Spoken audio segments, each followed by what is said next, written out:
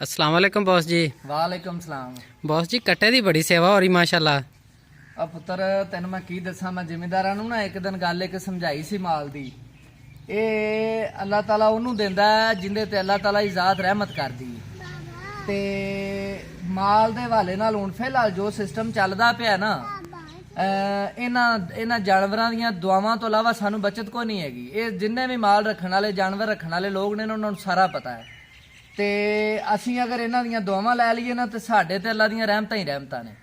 हुण गल यह है कि अगर असीं कारोबारी लिहाज नाल भी वेखना होवे ना, ते मैं एक मशवरा देना जिन्ने भी लोग ने, मैं क्योंकि ये चीज़ रिकमेंड कीती है कि अपने वेलियां दे विच माल रखो, जानवर रखो। वाही दे मामलात दे विच जिस किसी जगह ते तुहानूं कोई परेशानी आंदी छोटी मोटी, ये अल्लाह ताला दी बड़ी रहमत है, आपे वधदियां जांदियां ने। इन्हां दे विचों आपदा वाधा घाटा होवे ते एक दो जिहड़ा ना वो विचों ये पैसे ही हुंदे ने ते आपदा जरूरत भी पूरी करो, दुध भी पीवो, सारियां मौजां करो।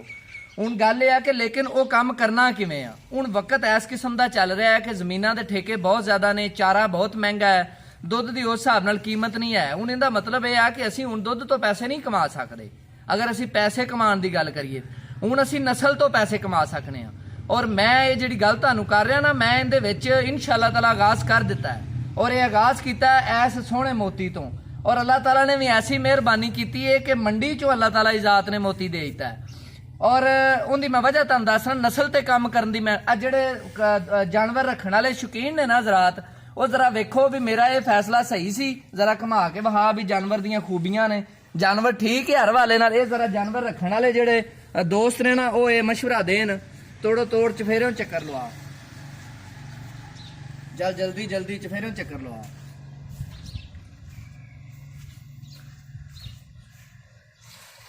हुण गल यह है कि मैं ना एडा, एक कुदरत की गल है, मैं एडा इन्हां जानवरां दा एक्सपर्ट नहीं हैगा, मैनूं कोई तजर्बा नहीं हैगा।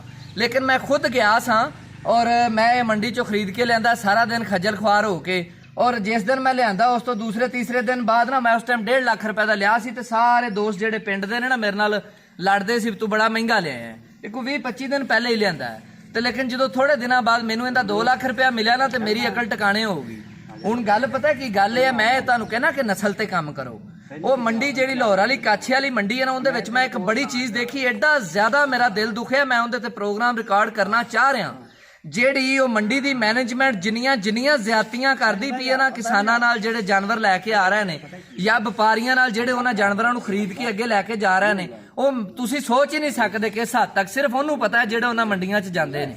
हुण गल यह है कि हुण अगर असीं नस्ल ते काम करिए तो साडी जिहड़ी एक चीज़ है ना, जिहड़ी गोश्त के हिसाब नाल 50,000 रुपए दी है, वो नस्ल दे विच तुहाडी 2.5 लाख रुपए दी है। हुण मैं अल्लाह दे हुक्म नाल, अल्लाह ताला नूं जिहड़ा ना, अल्लाह ताला की जात नूं हाज़र नाल समझ के गल कह रहा कि अल्लाह ताला की जात ने ऐसा तोहफा दिता है कि ये कच्चा खीरा है और इंशाअल्लाह ताला ये 4-5 महीने लगेगा पक्का होवन च, ते इंशाअल्लाह ताला एक ऐसा मोती बनेगा कि इहदी असीं 10 लाख रुपया कीमत भी मंग सकने हैं। ठीक है, लेकिन गल यह है कि जे असीं कटा रखांगे तो असीं कीमतां नहीं मंग सकते, जे असीं नस्ल रखांगे तो फिर असीं ये चीज़ां मंग सकने हैं। हुण इहदा हल की, हल यह है कि आपदे वाड़ियां नूं वड़ो, उन्हां दे विच निगाह मारो। पहला काम यह है कि आपदे जानवरां दी नस्ल दे उत्ते ध्यान करो।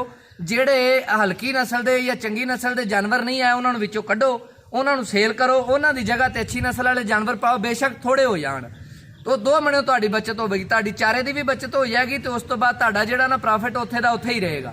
उस तो बाद जिहड़े दुध देण वाले जानवर ने, उहदे विच भी तुसीं जिहड़ा ना अपना ऐसा जानवर रखो जिहड़ा कम अज कम दी मैं गल कर रहा, एक टाइम का दुध 5 ਤੋਂ 6 किलो देवे तां तुहाडा गुजारा हो सकता है। अगर तुसीं किलो वाले 2-2 किलो वाले लमकाई फिरोगे ना, तो उन्हां दा कोई फायदा नहीं है। तुहाडी जिहड़ी मेहनत कर रहे हो ना, उहदा फल कोई नहीं है। वो सिर्फ तुसीं रुझे हुए हो और तुसीं एक रूटीन दे विच जिहड़ा ना आपदी जिंदगी नूं चलाई जा रहे हो, बस पहिया रेड़ रहा लगे आ। ये जिहड़ी सुस्तियां ने ना, काहलियां ने, ये छड्ड दिओ। ये खास तौर पर जिम्मेदारां दे बच्चिआं नूं मैं कहना चाह रहा, तुसीं आ जिहड़ी 30-35-40 हज़ार रुपया तनख्वाह लैके फैक्ट्री च ते बड़े डॉन बनदे जे, पैंटां पा के पिंड च आके ते आपदे माँ प्यो नूं वहां देइए जां आपदे पिंड दिआं नूं वहां देइए। तुहाडी ये सोच है कि इन्हां चीज़ां दे विच अल्लाह ताला दी जात ने किन्ना रिज़क रखिया है, लेकिन मेहनत और नीयत जरूरी है। अल्लाह ताला दी जात सिर्फ बंदे दी मेहनत और नीयत वेखदी है। मैं जिस टाइम ये कट्टा लिया, मैनूं कोई पता नहीं कट्टियां दा, किसी गल दा कोई पता नहीं। मैं गया, मैं जानवर नूं पसंद किया, मैं आपदी नज़र नाल हर चीज़ देखी है, ਮੇਰੀ ਨੀਅਤ ਠੀਕ ਸੀ, ਅੱਲਾਹ ਤਾਲਾ ਦੀ ਜ਼ਾਤ ਨੇ ਮੈਨੂੰ ਐਸਾ ਤੋਹਫਾ ਦਿੱਤਾ। ਔਰ ਜਿਹਨੇ ਵੇਚਿਆ ਉਹਨੇ ਹਲਕੀ ਫੁਲਕੀ ਇਹਦੇ ਚ ਬਿਮਾਰੀ ਸੀ, ਬਿਮਾਰ ਸੀ ਥੋੜਾ ਜਿਹਾ, ਉਹਨੇ ਵੇਚਿਆ, ਮੈਂ ਉਹ ਲੈ ਆਂਦਾ, ਉਹਦਾ ਮੈਂ ਟ੍ਰੀਟਮੈਂਟ ਕਰ ਲਿਆ। ਅੱਲਾਹ ਤਾਲਾ ਦੀ ਜ਼ਾਤ ਨੇ ਉਹ ਵੀ ਰਹਿਮਤ ਕੀਤੀ ਕਿ ਉਹਦਾ ਇਲਾਜ ਵੀ ਹੋ ਗਿਆ। ਔਰ ਅੱਲਾਹ ਤਾਲਾ ਦੀ ਜ਼ਾਤ ਨੇ ਇੱਕ ਤੋਹਫਾ ਦਿੱਤਾ, ਇਸ ਵਜ੍ਹਾ ਤੋਂ ਮੈਂ ਕਹਿਣਾ ਕਿ ਤੋਹਫਾ ਦਿੱਤਾ। ਇਸ ਲਈ ਅੱਲਾਹ ਜਦੋਂ ਨੀਅਤ ਠੀਕ ਹੋਵੇ ਅੱਲਾਹ ਤਾਲਾ ਦੀ ਜ਼ਾਤ ਵੀ ਮਿਹਰਬਾਨੀਆਂ ਕਰਦੀ ਹੈ। ਤੇ ਨੀਤਾਂ ਠੀਕ ਕਰਕੇ ਤੇ ਆਪਦੇ ਜਿਹੜੇ ਜ਼ਰਈ ਕਾਰੋਬਾਰ ਨੇ, ਜ਼ਰਈ ਕੰਮ ਨੇ, ਉਹਨਾਂ ਤੇ ਧਿਆਨ ਕਰ ਲਓ। ਅੱਲਾਹ ਤਾਲਾ ਦੀ ਜ਼ਾਤ ਇੰਨਾ ਰਿਜ਼ਕ ਦੇਗੀ ਤੇ ਤੁਸੀਂ ਸੋਚਿਆ ਵੀ ਨਹੀਂ ਹੋਣਾ।